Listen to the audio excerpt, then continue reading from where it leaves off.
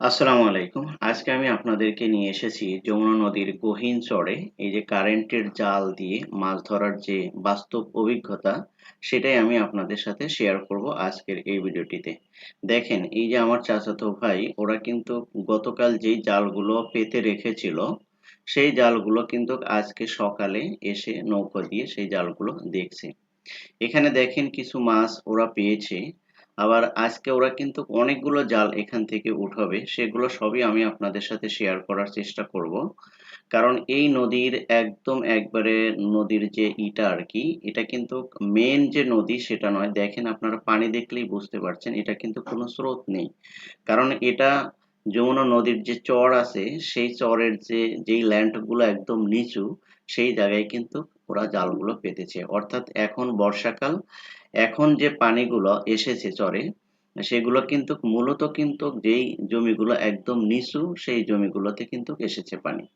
যার কারণে পুরো চর যে একবারে তলিয়ে গেছে তা কিন্তু হয় নাই। যেখানে দিয়ে মানে ক্যানেলের মতন বলেন আর হাওরের মতন বলেন, মানে আপনাদের বোঝার সুবিধার্থে বিলের মতন বলেন, সেরকম যে জায়গাগুলো আছে, লোল্যান্ড যে জায়গাগুলো আছে সেই জায়গায় কিন্তু এখন পানি একদম একেবারে ভরপুর হয়েছে। সেই জায়গায় কিন্তু এখন ওরা এই যে চায়না জাল বলেন, তারপর কারেন্টের জাল বলেন, বিভিন্ন জাল অর্থাৎ মাছ ধরার মানে যতগুলো ইকুইপমেন্ট থাকে সবগুলোই কিন্তু এখন এখানে নদীতে মানুষ মাছ ধরার জন্য বিভিন্নভাবে চেষ্টা করছে।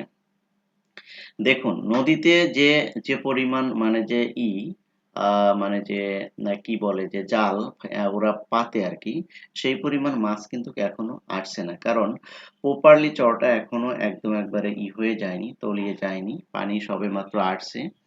এখন এই যে জালগুলো জায়গায়, জায়গায় ওরা সেট আপ করে রাখে। তারপরে বিকেল বেলা এগুলো সেট আপ করে যাওয়ার পর আবার সকালবেলা এসে এই জালগুলো চেক করে আরকি, যে মাছগুলো কি পাওয়া যায় আর না যায় আরকি। তো কিছু, কিছু জালে আপনারা দেখতে পারছেন যে মাছ পাওয়া যাচ্ছে। আবার কিছু, কিছু জালে মাছ খুবই কম। ওদের সাথে এই বিষয়ে কথা বলেছি। ওরা যেটা বলেছে যে এখন মোটামুটি মাছ পাওয়া যায়। কিন্তু আগে পানি যখন ১ম অবস্থায় আসে সেই সময় কিন্তু প্রচুর মাছ পাইছে। কিন্তু এখন পানিটা একদম স্থির হয়ে আছে। এখন একটু মাছের নড়াচড়াটা একটু কম হয়ে গেছে মনে হয়। যার কারণে আগের মতন যেভাবে মাছগুলো পেত সেরকম কিন্তু আর এখন পায় না। তারপরেও কিন্তু ওরা কিন্তু বসে থাকে না। কারণ সাধারণত এখন তো নৌকা চলে আর তারপরে চরের জমি-জমা এখন সবই ফসল কাটা শেষ। মাঠে আর কোনো কাজ নাই বললেই চলে। শুধুমাত্র একটা কাজ, এখানে আমি ১ টা থেকে ২ টি কাজ বলব। একটা হলো যাদের বাসায় গরু আছে, বিশেষ করে চরে যারা বসবাস করে তাদের প্রত্যেকেরই গরু ছাগল আছে। এদের কাজটা এখন হলো এই বর্ষাকালে মাছ ধরা হলো এদের হলো প্রধান কাজ। আর ২য় কাজ হলো গরুর জন্য ঘাস কেটে আনা। অর্থাৎ চর কিন্তু এখনো প্রপারলি কিন্তু সবগুলোই কিন্তু তলিয়ে যায়নি। অনেকেরই জায়গা আছে এখনো চরে যে মানে উঁচু, সেগুলোতে অনেক প্রচুর পরিমাণে ঘাস জন্মে থাকে।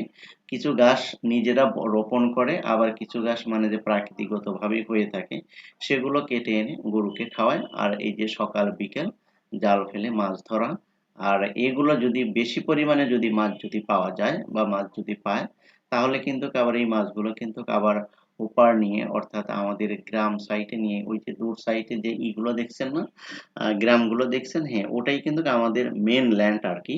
ওই পারে কিন্তু আবার এগুলো খুব চড়া দামে কিন্তু বিক্রি হয়। বিশেষ করে আমাদের চর অঞ্চলের সবজি বলেন, তারপরে মাছ বলেন, এগুলো যদি ওপার যদি যায় তাহলে কিন্তু খুব হাই রেটে এগুলো বিক্রি করা হয়।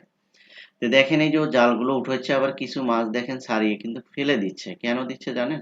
এগুলো অর্থাৎ এই জালটা অনেক সময় ছিল, দেখা যায় যে মাছ যদি আটকে যায়, জালে যদি বেজে যায় তাহলে সেই মাছ যদি মনে করেন যে তাড়াতাড়ি ছাড়াইলে ভালো, আর যদি না ছাড়ানো হয় তাহলে কিন্তু কাঁকড়া কিন্তু এই মাছগুলো খেয়ে নেয়। দেখা যায় মাছ অর্ধেক কেটে নিয়ে গেছে, মাথা কেটে নিয়ে গেছে। এরকম কিন্তু হয়। এই ধরনের মাছ যখন পায় তখন এগুলো মানে কি জাল থেকে ছাড়িয়ে ওরা আবার নদীতেই ফেলে দেয়। কারণ ওই মাছটা আর খাওয়ার জন্য বা বিক্রির জন্য রাখা হয় না আরকি।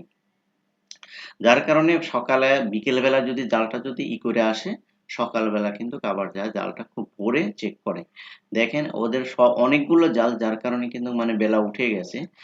প্রায় ৮টা ৯টা বেজে গেছে। যার কারণে অনেক জাল থেকে কিন্তু মাছগুলো কিন্তু কাঁকড়া কিন্তু খেয়ে ফেলেছে। খুব ভরে ভরে যায়, যদি এগুলো যদি উঠানো যায় তাহলে মানে এই যে কাঁকড়ায় খাওয়া মাছের পরিমাণটা কম থাকে আর কি। তো ওরা অনেকগুলো জাল পেতেছে, সেগুলো উঠাচ্ছে। দেখেন এই যে কয় গাছ জাল কিন্তু অলরেডি কিন্তু উঠিয়ে রেখেছে। এই জালগুলো উঠানো শেষ হলে তারপরে ওরা কিন্তু বাসায় চলে যাবে, আর বাসায় যাওয়ার ফাঁকে ফাঁকে জালে কি মাছ বেজেছে সেগুলো কিন্তু ছাড়িয়ে নিবে। যদি অধিক পরিমাণ মাছ যদি হয়, মানে মনে করেন যে ওদের যে ফ্যামিলিতে যে ৩-৪ জন বা ৪ জন, যার ফ্যামিলিতে যেরকম থাকে, এরকম মনে করেন যে ৪-৫ জন লোকও যদি থাকে, যদি দেখে যে খাওয়ার মাছ হয়ে যাবে, তা এতগুলো লাগবে না, তখন বাকিগুলো কিন্তু বিক্রি করে দেয়। আবার যদি দেখে যে না এগুলো ওদের নিজেদেরই লাগবে, তখন আর বিক্রি করে না, এরকম আর কি।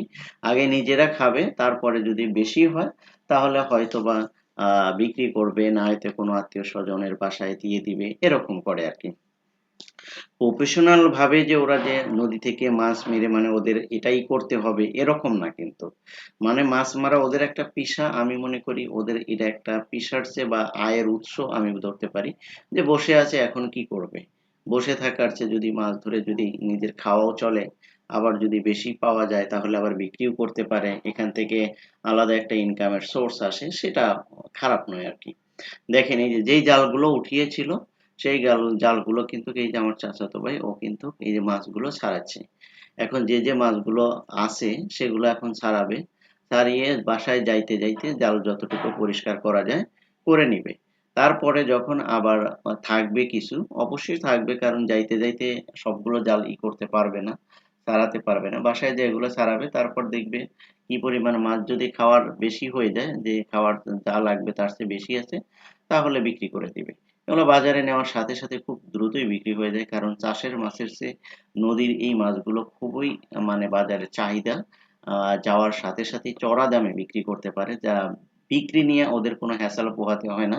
শুধু মাছই নয়, চরের যে সকল সবজি বলেন আর চর থেকে যাই যায় ওপর, সবকিছুই চড়া দামে বিক্রি হয় এবং খুব তাড়াতাড়ি বিক্রি হয়ে যায়, কারণ মানুষ একদম অর্গানিক এবং একদম পিওর সবজি বলেন, মাছ বলেন আর ফ্রুট বলেন, সবকিছুই মনে করে যে চরের শাক সবজি থেকে শুরু করে মাছ মাংস সবকিছুই অর্গানিক, যার কারণে এটা উপর যাওয়ার সাথে সাথে খুব তাড়াতাড়ি বিক্রি হয়ে যায়।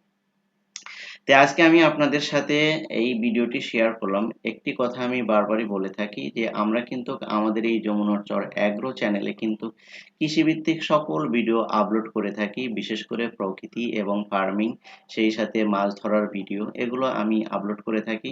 যদি আপনাদের এই ভিডিওগুলো ভালো লাগে তাহলে অবশ্যই আমাদের চ্যানেলটা লাইক করবেন, শেয়ার করবেন এবং সাবস্ক্রাইব করে পাশে থাকবেন। Thank you so much. আল্লাহ হাফেজ।